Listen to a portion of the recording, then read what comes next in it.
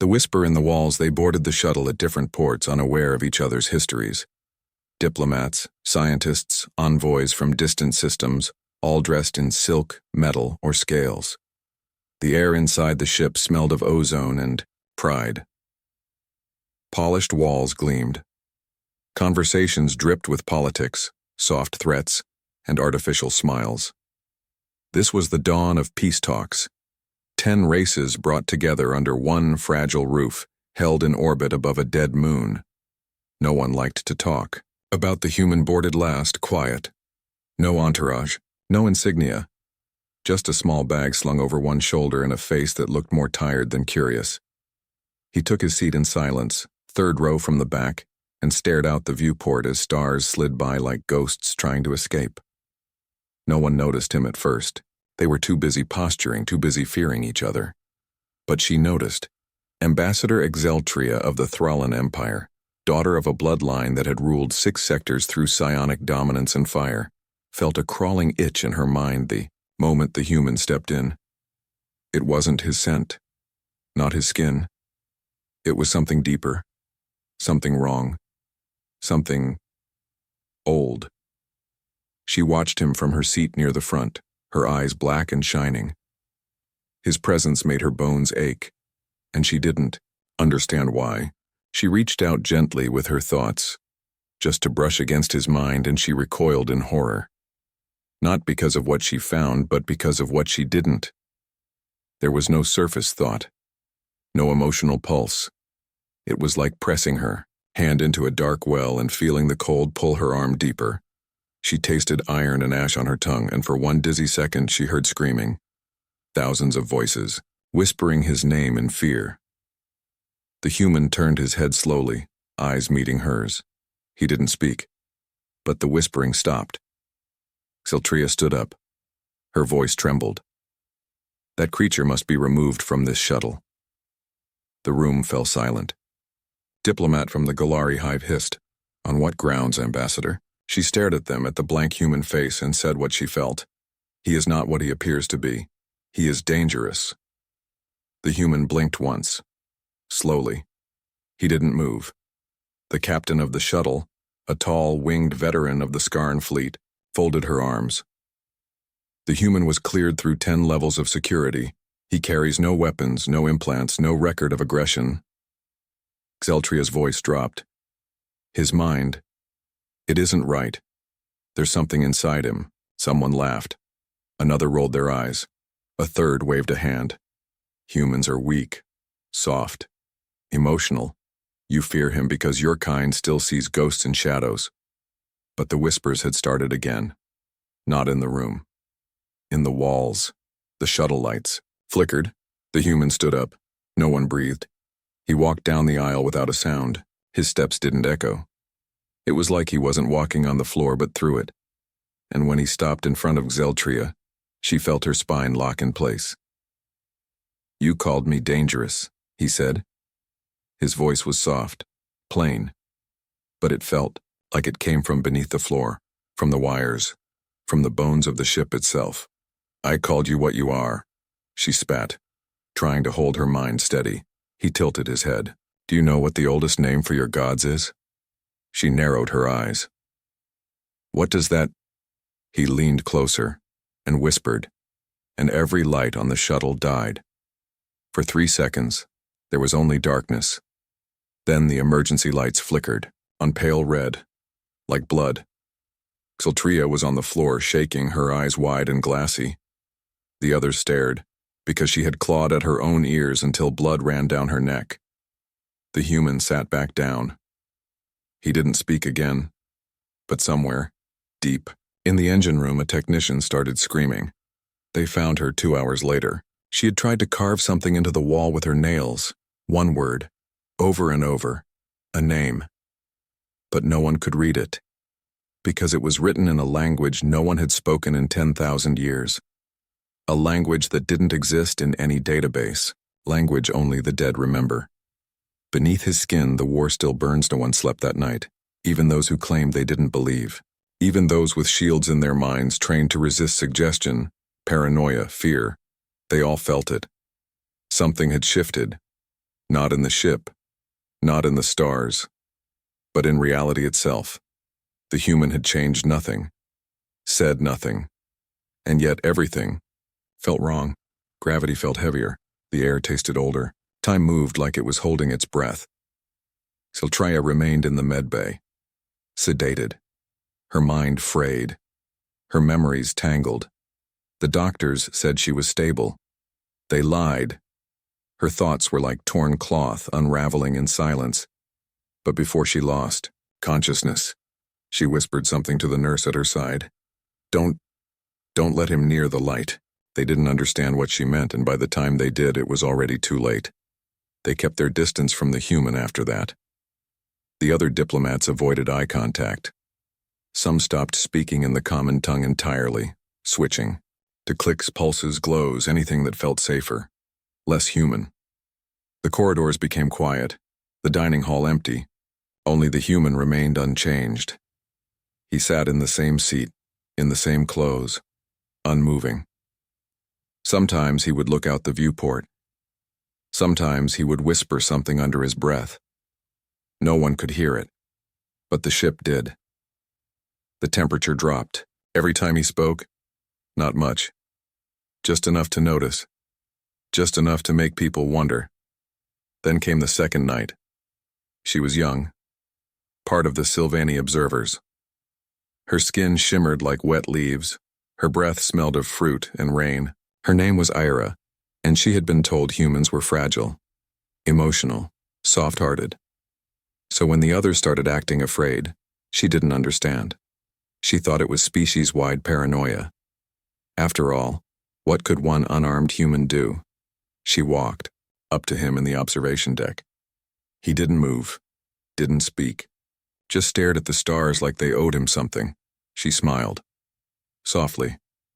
"You don't have to be alone," she said. His eyes didn't move. She sat down beside him. "We're all afraid of something," she continued. "But that doesn't make us monsters. Maybe you could tell me your name." He turned slow, like gravity fought him. His face held no emotion, but his voice was kind. "They gave me many names," he said. Era smiled. "You can give me one." He looked into her eyes and something happened. Her body tensed, her skin turned pale, her mouth opened, but no sound came out. For a moment her eyes glowed, not with light, with memory. She saw a battlefield, not of metal and lasers, but of bone and blood, a sun screaming as it was torn in half, voices chanting in a rhythm that matched the beat of her own heart, a temple made of living flesh. And at the center, him, but not as a man, not as a human, as something vast, ancient, forgotten, a thing that once knelt beside gods, and then broke their spines in silence. Then it was gone. She gasped, fell back, shaking. "You." Her voice cracked. You are." He placed a finger on her lips, and she forgot everything. Her name, her purpose, her people. The only thing left in her mind was one sound, one soft, pulsing sound, a name, and it wasn't hers. That night, the walls changed. It started in the maintenance tunnels. Crew members reported strange symbols appearing on the inside panels, not etched, not written, grown, like fungus with a purpose. Patterns that pulsed when touched. Symbols no one could translate. When they tried to clean them off, the walls bled. By morning, the ship's AI refused to enter those areas. "There is something behind the metal," it said. Something old. Something watching. In a private chamber, the captain held a secret meeting. 6 species. One purpose. Remove the human. Not kill. Not hurt. Just remove. Send him to a cryopod. Dock with a nearby station. Even eject him into space if needed. One diplomat hesitated. "If he is what some suspect, and won't that anger him?" The others scoffed. "He is one man, a single being. He cannot stop all of us. He is still human." The lights flickered. then went out. Only for a second, but it was enough. When they turned back on, there was a seventh voice in the room. "You think this is about me?" They froze.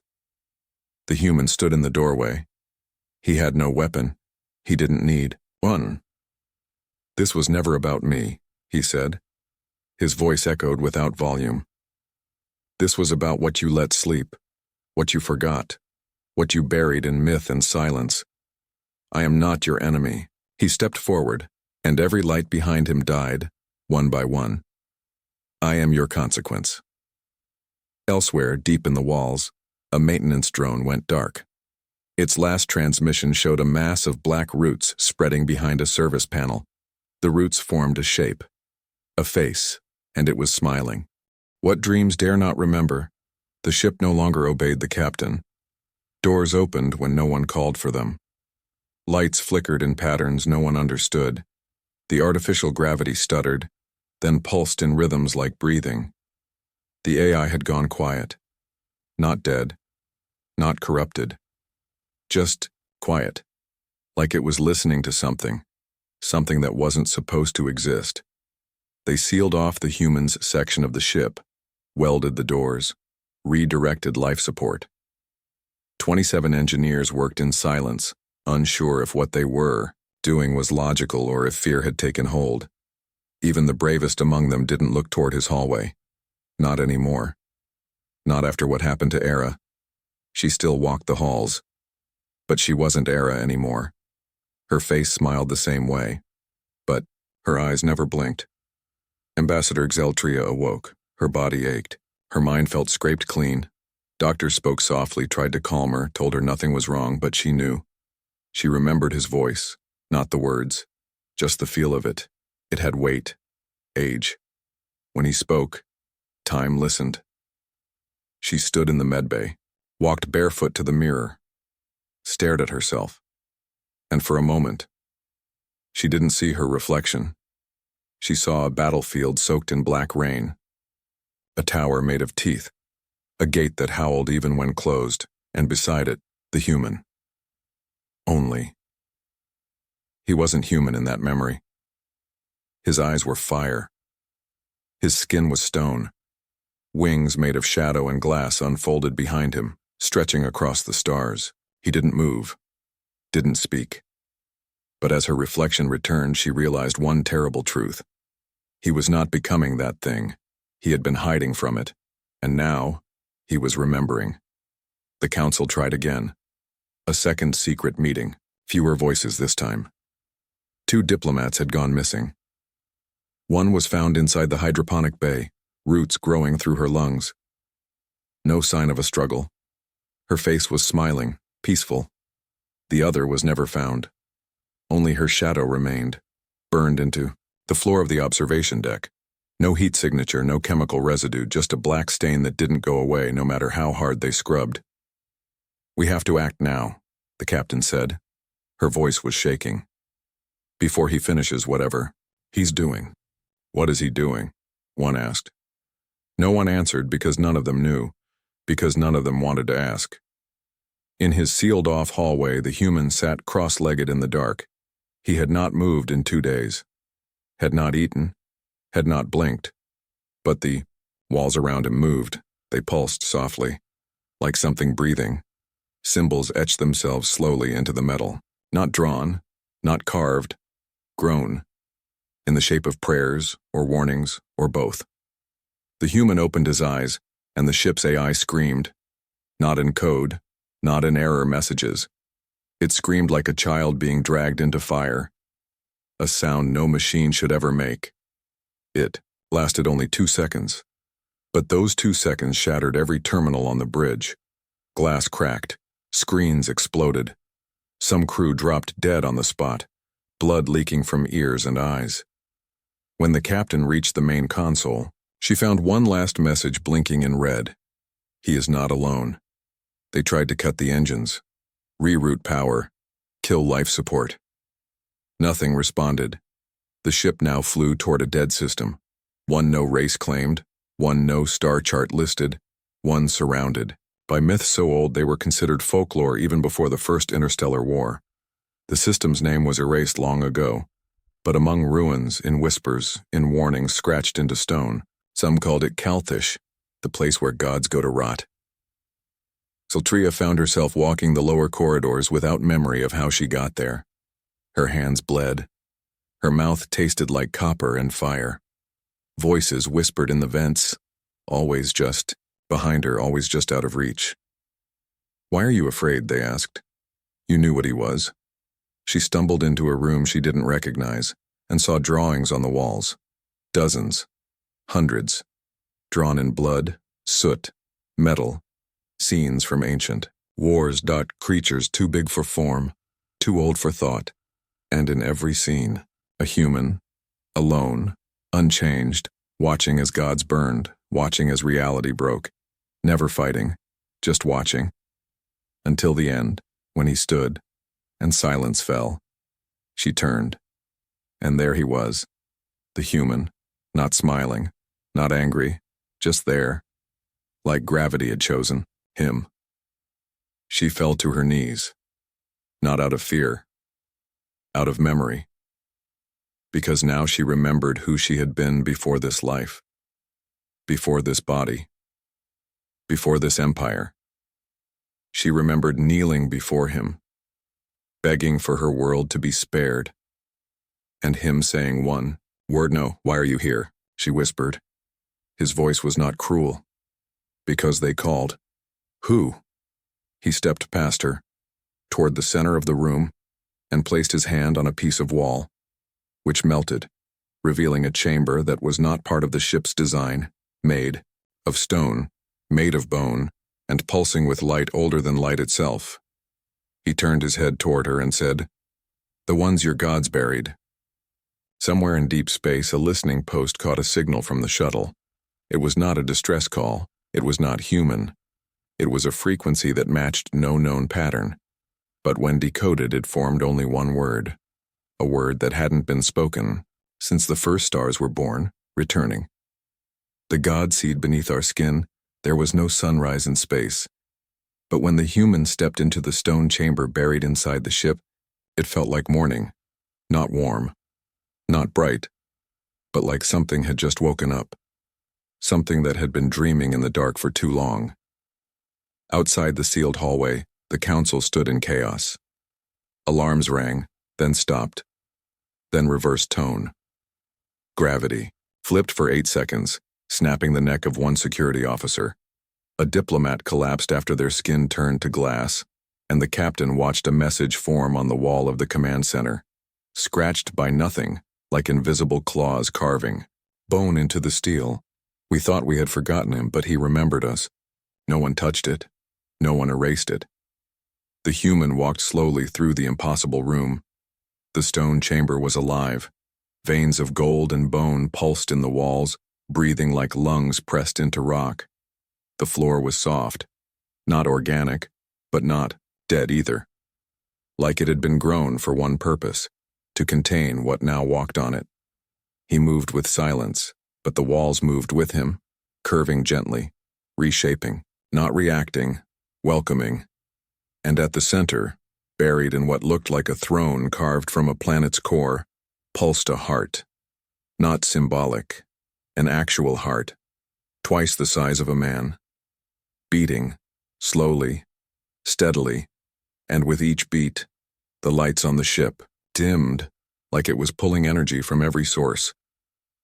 Above deck, the engineers tried to shut it down. They traced cables, cut wires, rerouted power.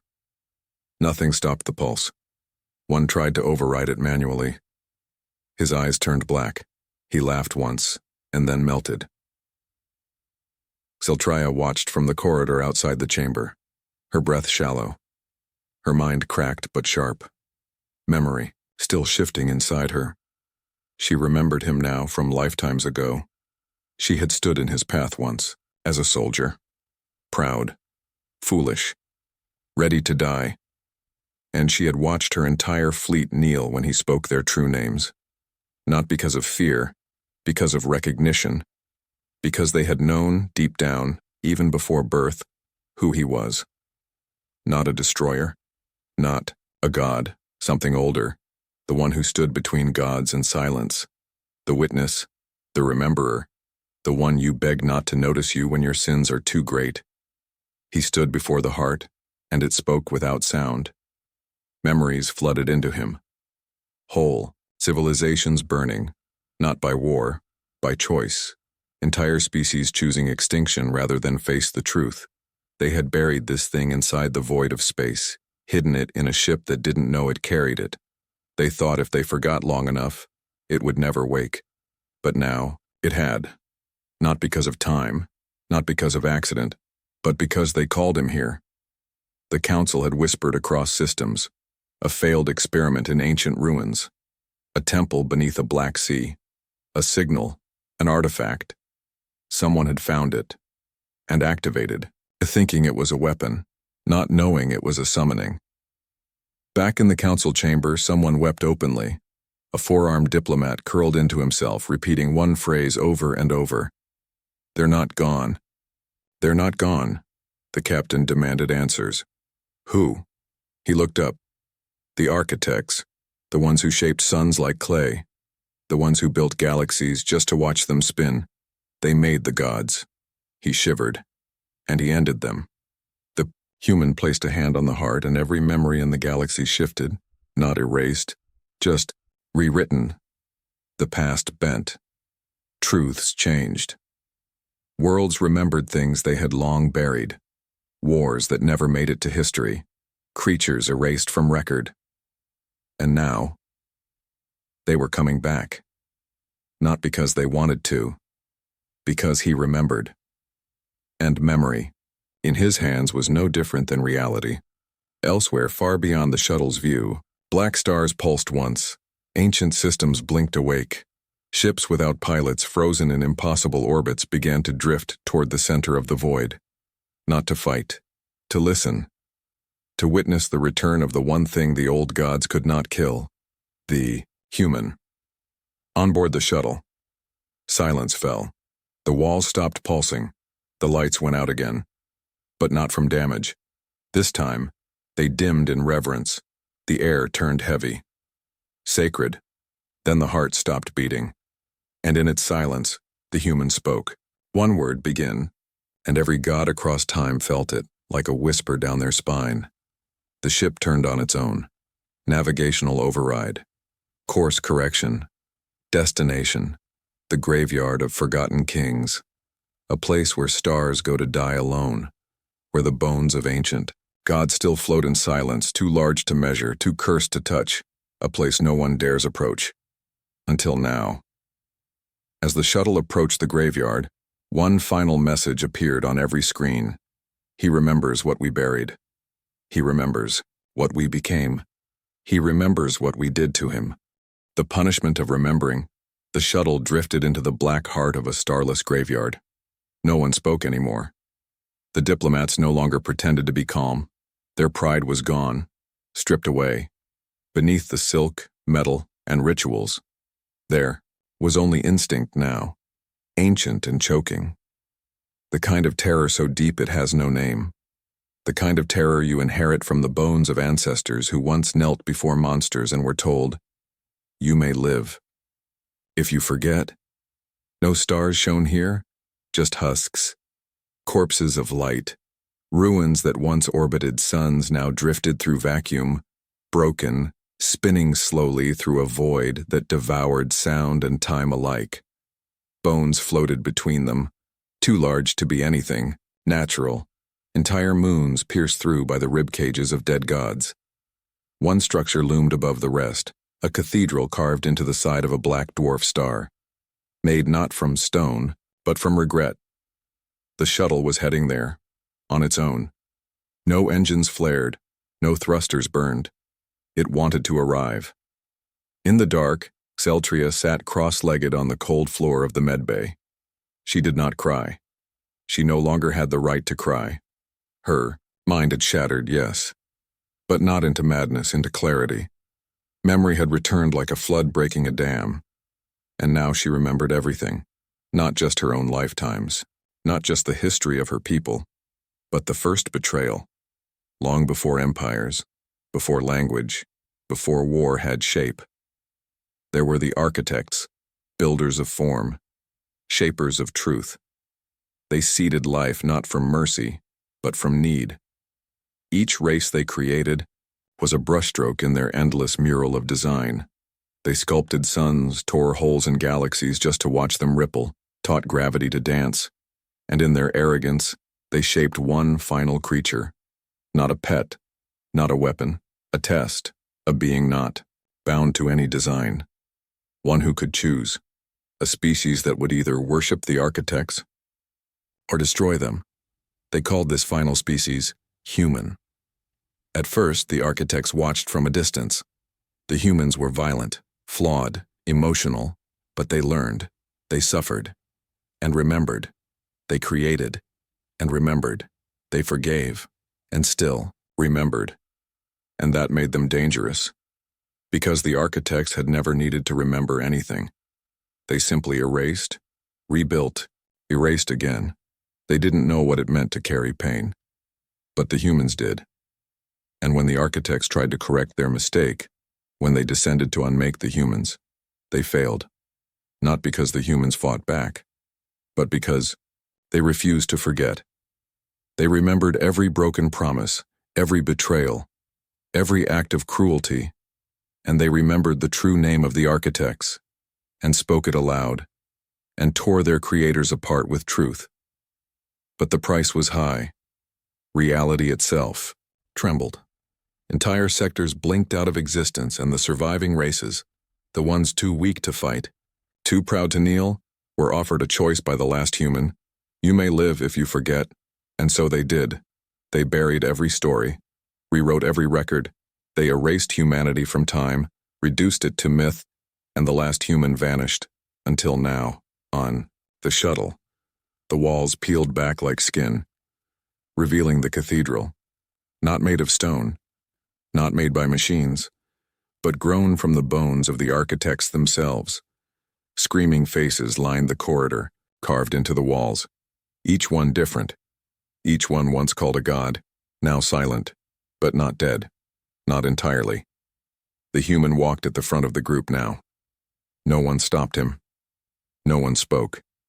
They followed because their minds had already bent around the truth. This wasn't a ship anymore, this was a path. This was judgment, and he was no longer hiding what he was. His skin shimmered with buried symbols. His eyes reflected not light, but memory. His voice, when it returned, was not heard, it was felt. They entered the heart of the cathedral. A throne waited there, not empty.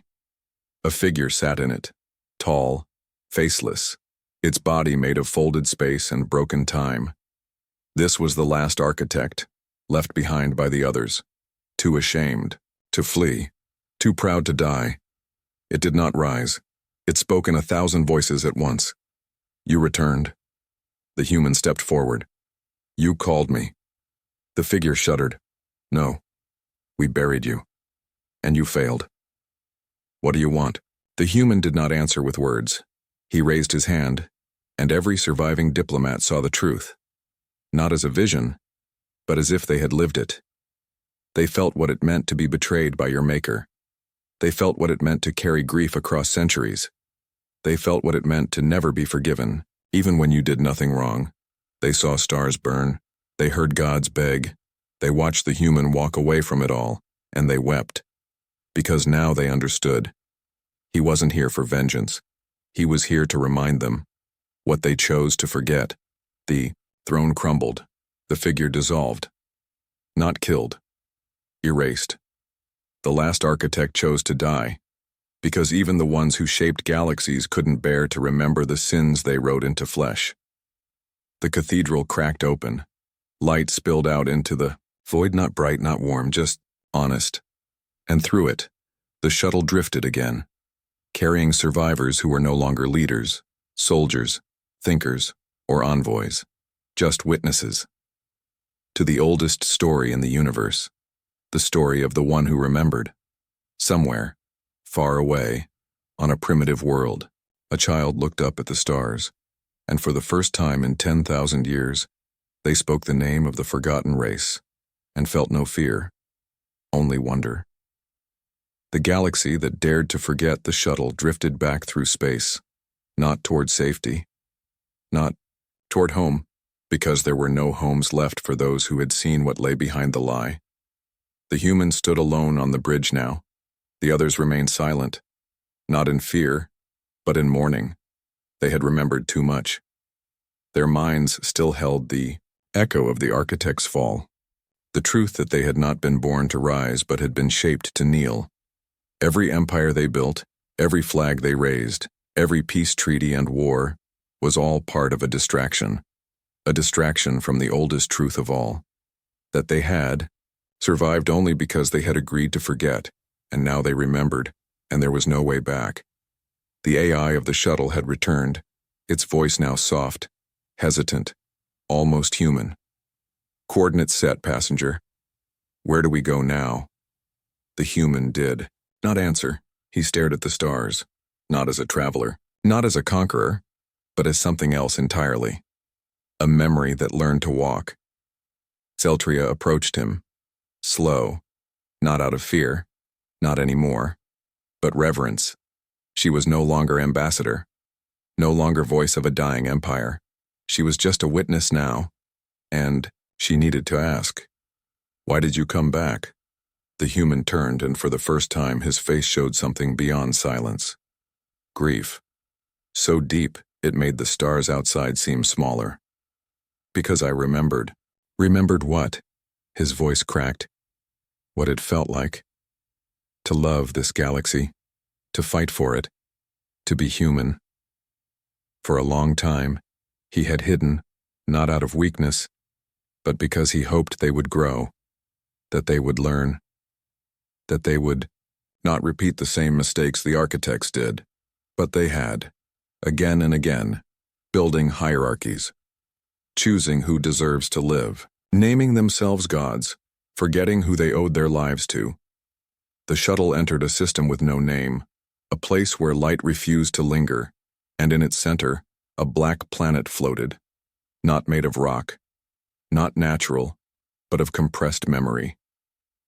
The weight of everything forgotten by every civilization, crushed into one sphere of silent regret. This was the final destination, not for him, for them. "This is where it ends," he said. Zeltria stepped forward, her voice trembling. "Are you going to destroy us?" He shook his head. "No, then what? I'm going to leave."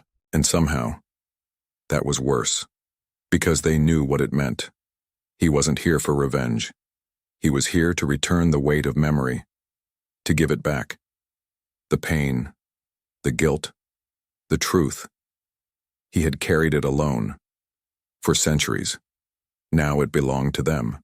The black planet opened, not with fire, not with thunder, but with a sigh. And the diplomats, the soldiers, the survivors of the shuttle walked down into it one by one, not commanded, not compelled, but because they understood. This was the price of remembering, to carry it forward, to make sure the story is never forgotten again. The human remained behind, alone, on the bridge. His hand brushed the console one last time. "No more kings," he whispered. "No more gods." And then he was gone, not in light, not in shadow, but in the space between seconds where only memory lives. No one ever saw the shuttle again. No beacon, no wreckage, only whispers. Rumors passed from system to system, buried in songs, encoded in dreams, hidden in the structure of new languages. He came back. He gave the galaxy its memory, and then he vanished. But now, somewhere across the stars, children have started drawing strange symbols in the sand. Some speak the names of gods that no one remembers teaching them. And in the deepest parts of space, explorers report hearing footsteps in the dark. Soft, steady, as if something is walking.